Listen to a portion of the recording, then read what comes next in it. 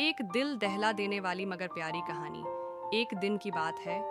एक माँ बली जो हामिला थी, दिन भर एक ऐसी जगह तलाश करती रही जहाँ वो अपने बच्चों को जन्म दे सके।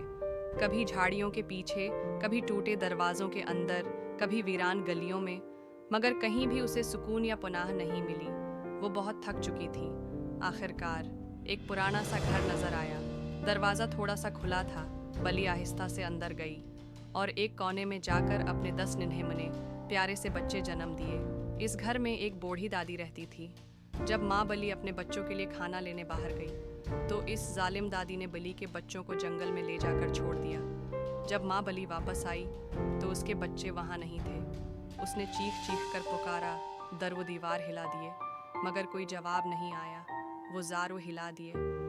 कितार रोने लगी, इतना रोई कि कमज़ोर हो गई, बैठ न सकी, बस माँ के दिल से रोती रही। इधर जंगल में नन्हे बच्चे भी अपनी माँ को याद करके रोते रहे, भूखे प्यासे, थक के हारे।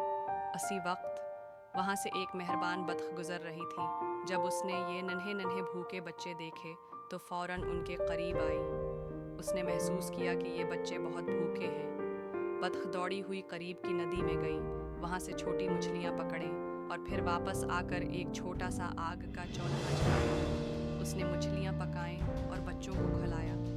फिर वो इन बच्चों को अपने पर उठा कर ले गई और उनकी माँ को ढूंढने निकली। जब वो वापस आई तो माँ बली अब भी रोती हुई वहीं बैठी थी। बतख ने जैसे ही बच्चों को उसके सामने रखा, बली खुशी से अच्छल पड़ी। उसके आंसू अब खुशी के आंसू थे। बच्चे भी अपनी माँ को देखकर दौड़कर लपक गए। बली ने बतख का शुक्रिया अदा किया और उसे अपनी पूरी दर्दनाक कहानी सुनाई। बतख की आंखों में भी आंसू आ गए। फिर बतख ने कहा, आओ मेरे साथ चलो, तुम अब अकेली नहीं हो। वो बली और उसके बच्चे बतख के साथ उसके घर चले गए।